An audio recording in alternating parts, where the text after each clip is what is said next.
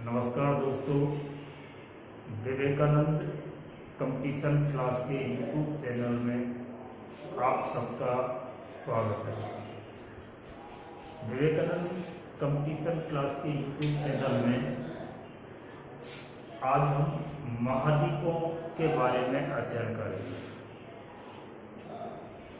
Vivekananda competition class के कई विषय भूगोल, राजनीति विज्ञान, गणित विज्ञान की कई क्लासें नियमित रूप से संचालित हैं। तो आगे देखेंगे भूगोल के अंतर्गत महाद्वीपों का अध्ययन।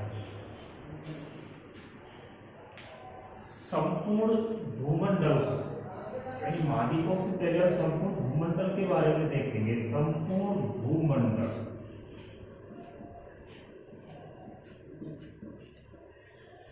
संपूर्ण भूमंडल को दो भागों में बांटा गया है। यानी संपूर्ण भूमंडल जो 100% क्षेत्र है उसे हम दो भागों में बांट कर चलते हैं। एक तो होता है स्थल मंडल और एक होता है जल मंडल। यानी संपूर्ण भूमंडल को दो भागों में बांट दिया। एक हो गया स्थल मंडल और दूसरा भाग होता है जल मंडल।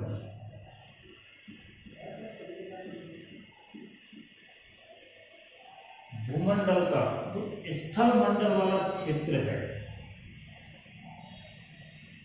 स्थल मंडल वाला जो क्षेत्र है ये होता है 29.2%, जबकि जलमंडल वाला जो क्षेत्र है ये होता है 70.8%। यानी संपूर्ण भूमंडल को जो दो भागों में बांटा गया है, स्थल मंडल होता है 29.2%, जबकि जल मंडल वाला क्षेत्र है 70.8%। संपूर्ण स्थल मंडल पर 7 महाद्वीप हैं। 7 महाद्वीपों में सबसे पहला महाद्वीप होता है एशिया महाद्वीप। एशिया महाद्वीप, एशिया महाद्वीप क्षेत्रफल एवं जनसंख्या की दृष्टि से सबसे बड़ा महाद्वीप होता है। यानी एशिया महाद्वीप क्षेत्रफल एवं जनसंख्या दोनों ही दृष्टि से सबसे बड़ा महाद्वीप है। एशिया महाद्वीप में विश्व की आधे से अधिक जनसंख्या यानी लगभग 59% जनसंख्या निवास करती है, जबकि एशिया महाद्वीप विश्व के कुल भूभाग का लगभग 30% होता है।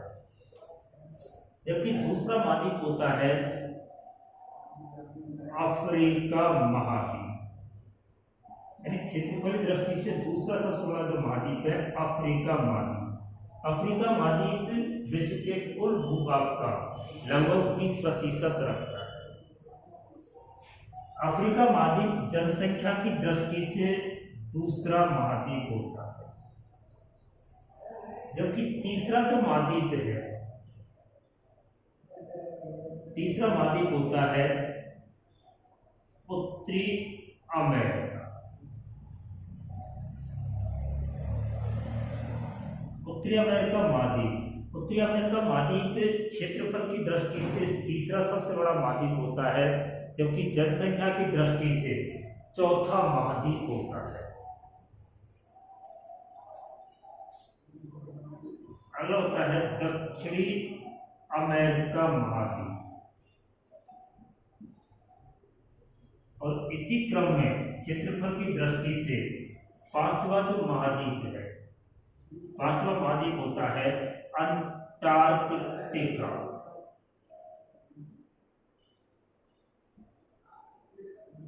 इसी क्रम में छठवां महाद्वीप होता है यूरोप महाद्वीप, और सातवां महाद्वीप होता है ऑस्ट्रेलिया। क्षेत्रफल की दृष्टि से जो महाद्वीपों का क्रम होता है वो इस तरीके से है: एशिया, अफ्रीका, उत्तरी अमेरिका, दक्षिणी अमेरिका, अंटार्कटिका, यूरोप और ऑस्ट्रेलिया महाद्वीप। सबसे बड़ा होता है एशिया और सबसे छोटा होता है ऑस्ट्रेलिया महाद्वीप। जबकि इन्हीं महाद्वीपों को जनसंख्या की दृष्टि से देखा जाए तो जनसंख्या की दृष्टि से सबसे बड़ा महाद्वीप होता है एशिया, दूसरा होता है अफ्रीका, तीसरा होता है यूरोप, चौथा होता है उत्तरी अमेरिका, पांचवा दक्षिणी अमेरिका, छठवां होता है ऑस्ट्रेलिया। अंटार्कटिका महाद्वीप जल शून्य महाद्वीप होता है, अंटार्कटिका होता है जल शून्य महाद्वीप। जबकि जलमंडल जो संपूर्ण भूमंडल का 70.8% है, इस जलमंडल पर कुल 4 महासागर है। सबसे बड़ा महासागर होता है प्रशांत महासागर।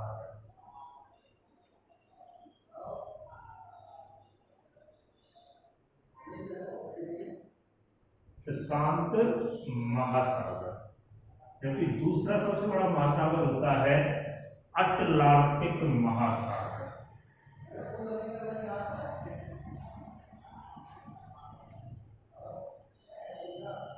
और तीसरा महासागर होता है हिंद महासागर।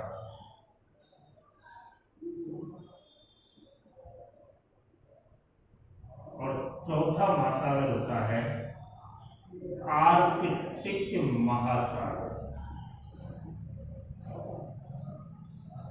यानी जलमंडल पर कुल 4 महासागर होते हैं और स्थल मंडल पर कुल 7 महाद्वीप होते हैं। महासागरों का क्रम प्रशांत महासागर सबसे बड़ा, दूसरा अटलांटिक, तीसरा हिंद और चौथा आर्कटिक महासागर। स्थल मंडल पर स्थित महाद्वीपों में सबसे पहला महाद्वीप है एशिया। एशिया महाद्वीप के कई उपनाम होते हैं। एशिया महाद्वीप को कहा जाता है महादेश। इसे कहा जाता है प्राचीन सभ्यताओं की जननी। एशिया महाद्वीप सर्वाधिक जनसंख्या वाला महाद्वीप है, यानी सर्वाधिक जनसंख्या वाला जो महाद्वीप होता है एशिया महाद्वीप। अफ्रीका महाद्वीप को कहा जाता है काला महाद्वीप। अफ्रीका को कहा जाता है भविष्य का महाद्वीप। इसी को कहा जाता है एक कंटेंट ऑफ टू हेमोस्फीयर। इसी को कहा जाता है मानव की जन्मभूमि वाला महाद्वीप। अफ्रीका महाद्वीप सर्वाधिक जनसंख्या वृद्धि दर वाला महाद्वीप है। उत्तरी अमेरिका महाद्वीप को कहा जाता है नई दुनिया। दक्षिण अमेरिका महाद्वीप को कहा जाता है पक्षियों का महाद्वीप। इसी को कहा जाता है लैटिन अमेरिका। अंटार्कटिका महाद्वीप को कहा जाता है गतिशील महाद्वीप, विज्ञान को समर्पित महाद्वीप, जलशून्य महाद्वीप, विश्व का रेफ्रिजरेटर, श्वेत महाद्वीप। इसी को कहा जाता है गोलाकार महाद्वीप, सर्वाधिक माध्यम ऊंचाई वाला महाद्वीप। जबकि यूरोप महाद्वीप को कहा जाता है आधुनिक सभ्यता की जननी। इसी को कहा जाता है पाश्चात्य सभ्यताओं की जननी। यूरोप को कहा जाता है प्रायद्वीपों का महाद्वीप। जबकि ऑस्ट्रेलिया महाद्वीप को कहा जाता है कंगारुओं का महाद्वीप। इसी को कहा जाता है द्वीपीय महाद्वीप। ऑस्ट्रेलिया को द्वीपीय महाद्वीप, कंगारुओं का महाद्वीप तथा इसी को कहा जाता है दक्षिणी महाद्वीप। ऑस्ट्रेलिया महाद्वीप को ही कहा जाता है the land of golden fleece. The land of golden fleece Australia महाद्वीप को ही कहा जाता है। इन महाद्वीपों में स्थल मंडल वाले क्षेत्र पर हम सबसे पहला जो टॉपिक लेकर चल रहे हैं महाद्वीप। महाद्वीपों में हम एक एक करके क्रमागत रूप से महाद्वीपों को पढ़ेंगे। क्रमागत रूप से हम पहले पश्चिमी महाद्वीपों को लेंगे जो उत्तरी अमेरिका और दक्षिणी अमेरिका होते हैं। तो एक एक महाद्वीपों का अध्ययन करेंगे। इनमें सबसे पहला जो महाद्वीप पढ़ेंगे हम दक्षिणी अमेरिका महाद्वीप।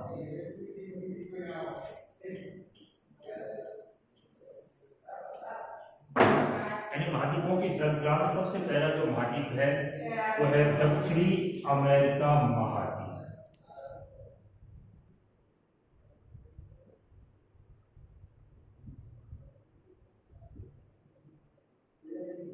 दक्षिणी अमेरिका महाद्वीप। दक्षिणी अमेरिका महाद्वीप की जो भौगोलिक स्थिति है, दक्षिणी अमेरिका महाद्वीप का अधिकांश भूभाग दक्षिणी गोलार्ध यानी विषुवत रेखा के दक्षिण में होता है। दक्षिणी अमेरिका महाद्वीप की जो भौगोलिक अवस्थिति है ग्लोब पर, यानी हम इसे विश्व मानचित्र के दृष्टि से देखते हैं, लगभग इस तरीके का प्रतिरूप होता है दक्षिणी अमेरिका महाद्वीप का।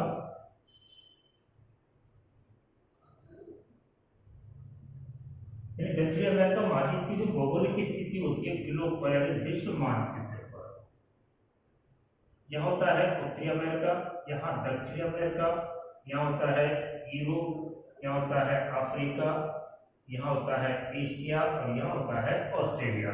तो उत्तरी अमेरिका दक्षिणी अमेरिका जो महाद्वीप है, दक्षिणी अमेरिका महाद्वीप अक्षांशीय दृष्टि से दक्षिणी गोलार्ध में तथा देशांतरीय दृष्टि से पश्चिमी गोलार्ध में होता है।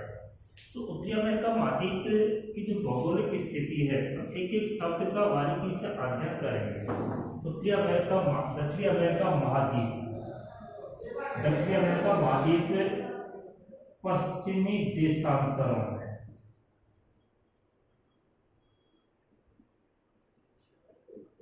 पश्चिमी देशांतरों में स्थित है, यानी देशांतरी दृष्टि से पूर्णतः पश्चिमी देशांतर में है, जबकि अक्षांशीय दृष्टि से इसका अधिकांश भाग दक्षिणी अक्षांशों में है, कुछ भाग इसका उत्तरी अक्षांशों में भी अवस्थित होता है। दक्षिणी अमेरिका महाद्वीप की जो आकृति है, दक्षिणी अमेरिका महाद्वीप की आकृति, इसकी आकृति होती है त्रिभुजा, यानी इसकी आकृति जो बनती है कैसी बनती है, त्रिभुजाकार आकृति होती है। क्योंकि दक्षिणी अमेरिका महाद्वीप का क्षेत्रफल विश्व के कुल भूभाग का ये 11% है, 11.9%, यानी विश्व के कुल क्षेत्रफल का 11.9% भूभाग अकेले दक्षिणी अमेरिका महाद्वीप में समाहित होता है। इस क्षेत्रफल की दृष्टि से विश्व में चौथा स्थान रखता है, जबकि जनसंख्या की दृष्टि से, जनसंख्या की दृष्टि से विश्व में जनसंख्या की दृष्टि से विश्व में 5वां स्थान रखता है। दक्षिणी अमेरिका महाद्वीप क्षेत्रफल की दृष्टि से विश्व का चौथा तथा जनसंख्या की दृष्टि से विश्व का 5वां सबसे बड़ा महाद्वीप होता है। दक्षिणी अमेरिका महाद्वीप के जो उपनाम है, इसे पक्षियों का महाद्वीप कहा जाता है। इसी को क्या कहा जाता है, पक्षियों का महाद्वीप। इसी को कहा जाता है लैटिन अमेरिका, क्योंकि यूरोपीय देशों का शासन रहा था और इसीलिए यहाँ कुछ यूरोपीय भाषाएं यानी कि स्पेनिश भाषाएं बोली जाती हैं और इसीलिए इस महाद्वीप को एक नाम दिया गया है लैटिन अमेरिका, जबकि इसी महाद्वीप को कहा जाता है सर्पों का महाद्वीप। दक्षिणी अमेरिका महाद्वीप के कई उपनाम होते हैं, पक्षियों का महाद्वीप, लैटिन अमेरिका और सर्पों का महाद्वीप कहा जाता है। दक्षिणी अमेरिका महाद्वीप की जो भौगोलिक स्थिति है, यानी हम इसकी भौगोलिक स्थिति की बात करें कि कहाँ और क्या इसके इर्द गिर्द है, इसकी जो भौगोलिक स्थिति है विश्व मानचित्र पर, इसके पश्चिम यानी इसका जो पश्चिमी भाग है, इसके पश्चिम में स्थित होता है प्रशांत महासागर। यानी दक्षिण अमेरिका महाद्वीप के पश्चिम में स्थित होता है प्रशांत महासागर, जबकि इसके पूर्व में स्थित है अटलांटिक महासागर। इसके पश्चिम में प्रशांत महासागर, पूर्व में क्या होता है अटलांटिक महासागर, जबकि इसके उत्तर में महाद्वीप होता है उत्तरी अमेरिका, और इसके दक्षिण में महाद्वीप होता है अंटार्कटिका। इसकी चारों तरफ की जो अवस्थिति है, उत्तर में उत्तरी अमेरिका, दक्षिण में अंटार्कटिका, पूर्व में अटलांटिक महासागर और पश्चिम में प्रशांत महासागर स्थित होता है। दक्षिण अमेरिका जो महाद्वीप है, इसके दोनों तरफ महासागरों तक तो ठीक है, लेकिन इसके उत्तर और दक्षिण की जो अवस्थिति है, इसके उत्तर में जो उत्तरी अमेरिका महाद्वीप है, उत्तरी अमेरिका महाद्वीप और दक्षिणी अमेरिका महाद्वीप, इन दोनों को पृथक करने वाली एक जल संधि होती है। यानी उत्तरी अमेरिका और दक्षिणी अमेरिका महाद्वीप दोनों को पृथक करने वाली जो जल संधि है वो है पनामा जल संधि।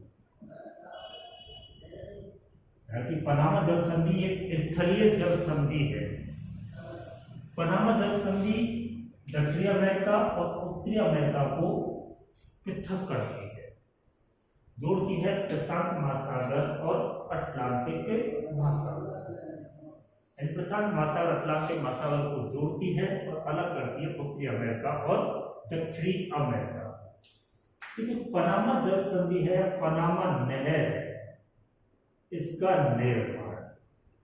निर्माण हुआ था 1914। निर्माण कब हुआ था 1914 में। इस नहर पर इस नहर की लंबाई, इसकी लंबाई होती है 82 किलोमीटर, जबकि इसकी चौड़ाई होती है 16 मीटर और इसकी गहराई है 12 मीटर। इस पर स्थित बंदरगाह है कोलोन बंदरगाह। यानी पनामा नहर का जो निर्माण हुआ था 1914 में, ये लॉक सिस्टम वाली, लॉक पद्धति वाली नहर होती है। पनामा नहर की कुल लंबाई है 82 किलोमीटर, चौड़ाई 16 मीटर, गहराई 12 मीटर और इस पर स्थित जो बंदरगाह है वो होता है कोलोन बंदरगाह। दक्षिणी अमेरिका के दक्षिण में स्थित अंटार्कटिका महाद्वीप और दक्षिणी अमेरिका को पृथक करने वाली जो जल संधि है, यहाँ 2 जल संधि होती है। ये अंटार्कटिका जो महाद्वीप है, इसकी मुख्य भूमि से जुड़ा हुआ एक द्वीप होता है और ये द्वीप है टेरा डेल फ्यूगो द्वीप। टेरा डेल फ्यूगो द्वीप। तो दक्षिणी अमेरिका और अंटार्कटिका को पृथक करने वाली जो जल संधि होती है, एक तो होती है मैगलन जल संधि। मैगलन जल संधि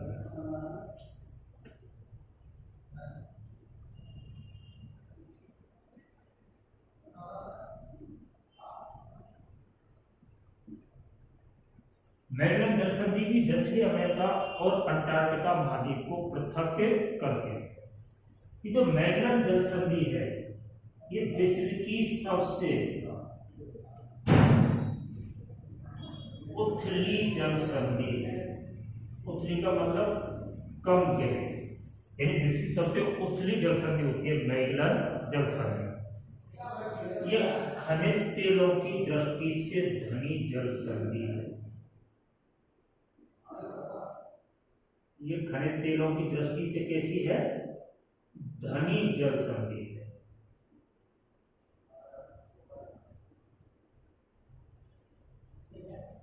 तो मैगेलन जल संधि दक्षिणी अमेरिका और अंटार्कटिका महाद्वीप को पृथक करती है, जबकि यहाँ एक जल संधि और होती है,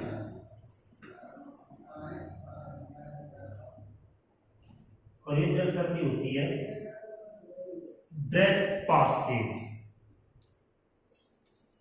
जल संधि होती है ड्रैक पासेज।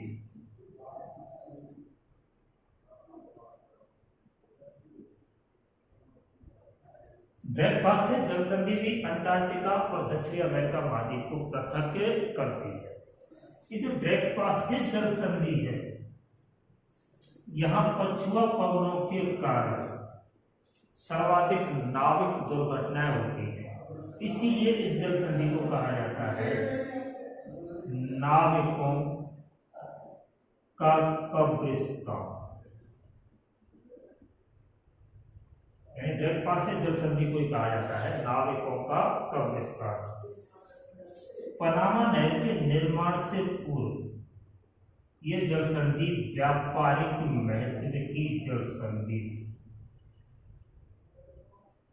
जब तक पनामा नहर का निर्माण नहीं हुआ था, तब तक ड्रैक पासेज जल संधि अत्यधिक व्यापारिक महत्व की जल संधि थी। पनामा नहर के निर्माण के बाद इसका व्यापारिक महत्व कम हो गया है। ड्रैक पासेज जल संधि में पछुआ पवनों के कारण यहाँ पर नाविक दुर्घटनाएं होती हैं, इसीलिए इसे नाविकों का कब्रिस्तान कहा जाता है। ये दक्षिणी अमेरिका महाद्वीप के चारों तरफ की अवस्थिति थी। दक्षिणी अमेरिका जो महाद्वीप है, दक्षिणी अमेरिका महाद्वीप के उत्तरी भाग से भूमध्य रेखा गुजरती है, यानी इसके उत्तरी भाग से क्या गुजरती है? भूमध्य रेखा। जबकि इसके दक्षिणी भाग से मकर रेखा गुजरती है,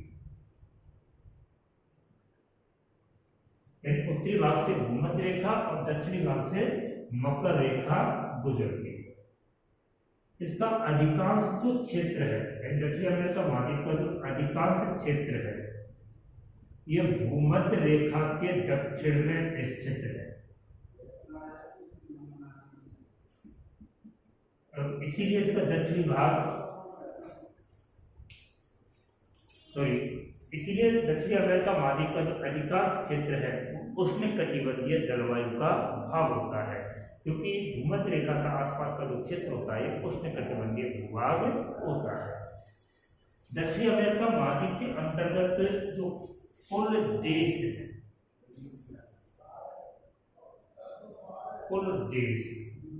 दक्षिणी अमेरिका महाद्वीप में कुल देश हैं 13 देश, तथा यहीं पर 3 अधीनस्थ क्षेत्र और हैं।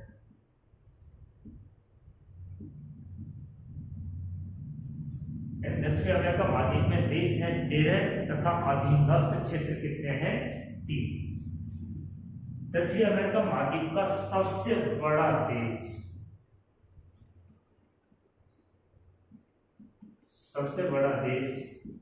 ब्राजील होता है, क्योंकि दक्षिणी अमेरिका महाद्वीप का सबसे छोटा देश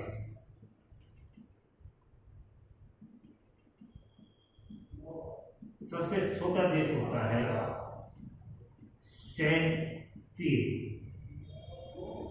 सेंट पियर्स नहीं, फॉकलैंड।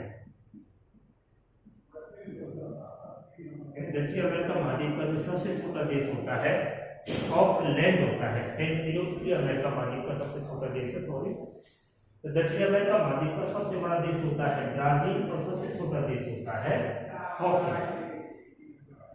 दक्षिणी अमेरिका महाद्वीप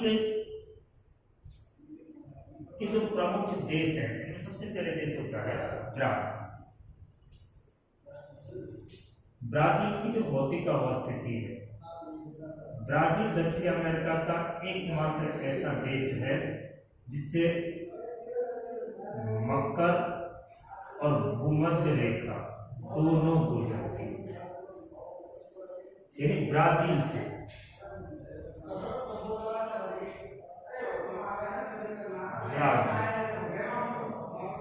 ब्राजील से कई सारे पॉइंट बनते हैं सामान्य अध्ययन की दृष्टि से। तो सबसे पहला प्रश्न होता है ब्राजील। ब्राजील दक्षिण अमेरिका का सबसे बड़ा देश है। इससे भूमध्य एवं मकर रेखा गुजरती है। इन दोनों रेखा गुजरती है, भूमध्य रेखा और मकर रेखा। ब्राजील दक्षिण अमेरिका के 11 देशों के साथ 11 देशों के साथ सीमा बनाता है, यानी 11 देशों के साथ इसकी सीमा स्पर्श करती है ब्राजील। केवल 2 देश ऐसे हैं जिनसे ब्राजील की सीमा स्पर्श नहीं करते हैं, वो होते हैं पराना और बोलिविया। बाकी 11 देशों के साथ ब्राजील की सीमा लगी हुई होती है। ब्राजील की राजधानी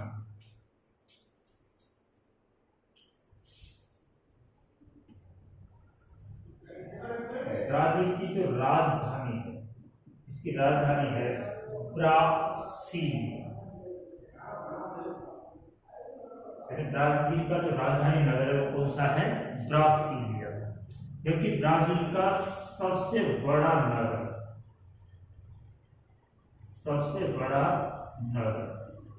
बड़ा नगर है रियो डी जेनेरिया कहा जाता है, लेकिन आजकल इसको जेनेरो कहा जाता है। यानी ब्राजील का जो सबसे बड़ा नगर है रियो डी जेनेरो। ब्राजील की राजधानी होती है ब्रासीलिया। ब्राजील के अंतर्गत जो उष्णकटिबंधीय घास के मैदान है, यानी उष्णकटिबंधीय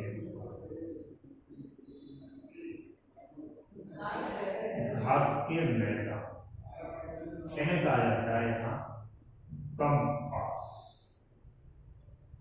यानी ब्राजील के अंतर्गत जो उष्णकटिबंधीय घास के मैदान होते हैं इन्हें कहा जाता है कम्पास। ब्राजील विश्व का सबसे बड़ा कहवा उत्पादक देश है। सबसे बड़ा कहवा उत्पादक देश है। ब्राजील में कहवा के बागान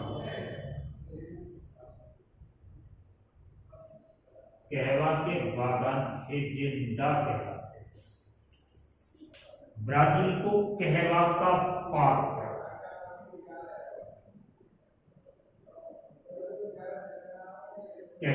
पात्र भी कहा जाता है। इसका सबसे बड़ा कहवा उत्पादक देश होता है तथा कहवा के बागानों को एजेंडा कहा जाता है। यह कहवा निर्यात के लिए जो बंदरगाह प्रसिद्ध है, यानी कहवा बंदरगाह कहलाता है संतोष बंदरगाह, जो कि विश्व की सबसे बड़ी कहवा मंडी होती है साओ paulo। ये भी कहां पर है? ब्राजील। यानी कहवा बंदरगाह के रूप में प्रसिद्ध होता है संतोष बंदरगाह और कहवा मंडी है साओ paulo ब्राजील में।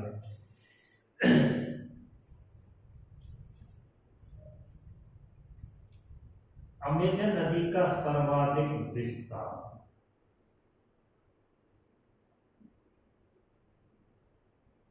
अमेजन नदी का जो सर्वाधिक विस्तार है वो ब्राजील के अंतर्गत होता है। ब्राजील ब्रिक्स का सदस्य देश है।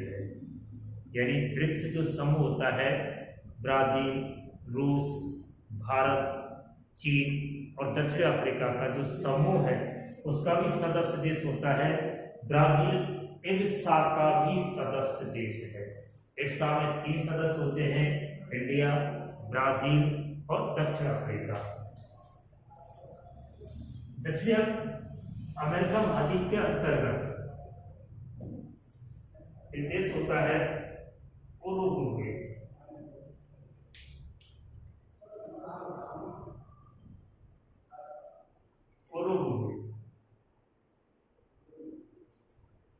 उरुग्वे दक्षिण अमेरिका महाद्वीप का एकमात्र देश है जो पूर्णतः मकर रेखा के दक्षिण में स्थित होता है।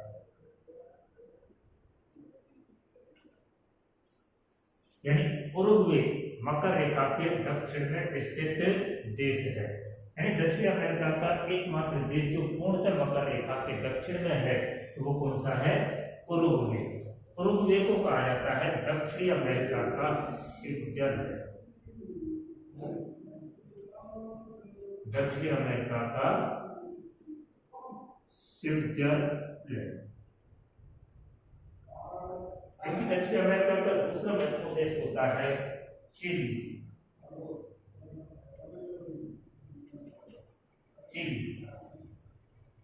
चिली की जो अवस्थिति होती है वो यहाँ पर होती है। यहाँ देश होता है पेरू और इसके नीचे होता है चिली। पश्चिमी तट पर स्थित जो देश होते हैं पेरू और चिली। चिली दक्षिण अमेरिका महाद्वीप में स्थित विश्व का सबसे बड़ा तावा उत्पादक देश होता है। यानी चिली विश्व का सबसे बड़ा तावा उत्पादक देश। जिसका सबसे बड़ा तावा उत्पादक देश है वो कौन सा है? चिली होता है। चिली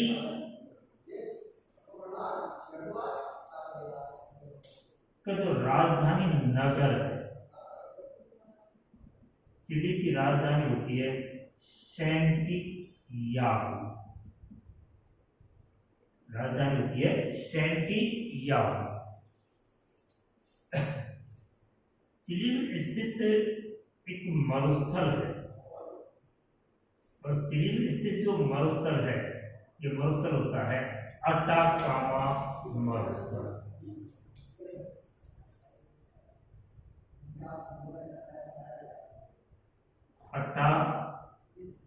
अटाकामा मरुस्थल।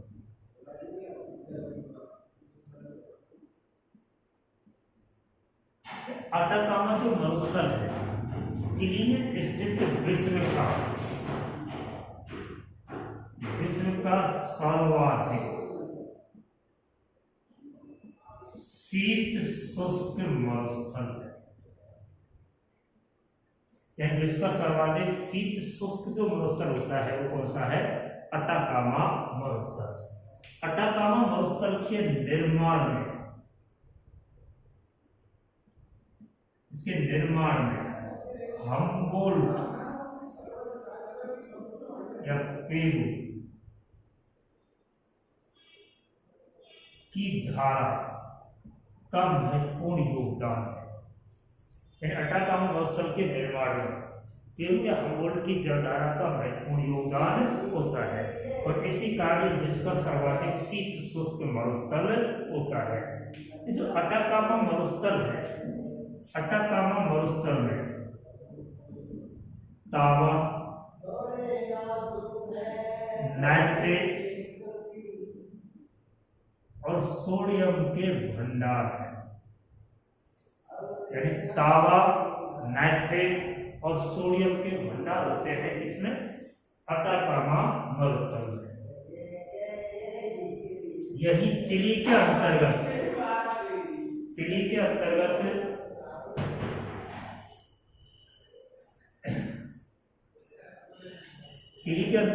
तांबे की सबसे बड़ी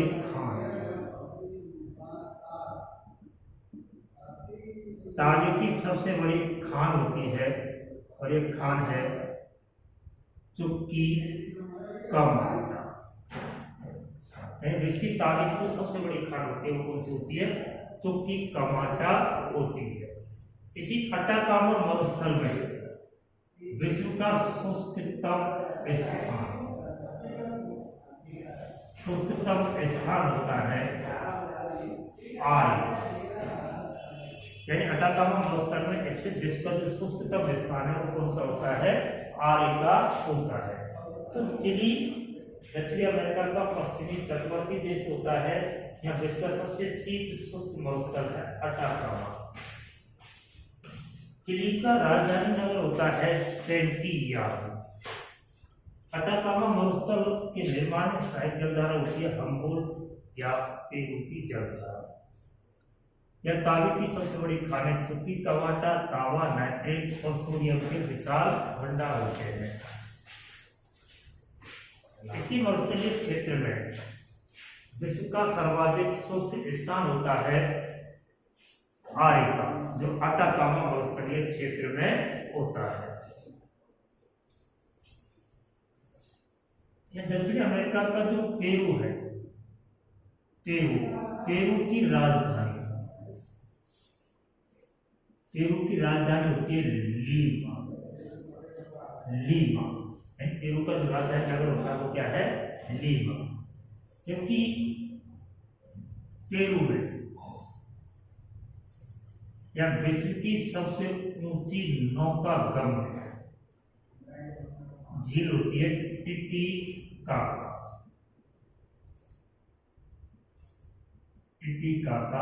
झील। ये विश्व की सबसे ऊंची नौकागम्य झील है।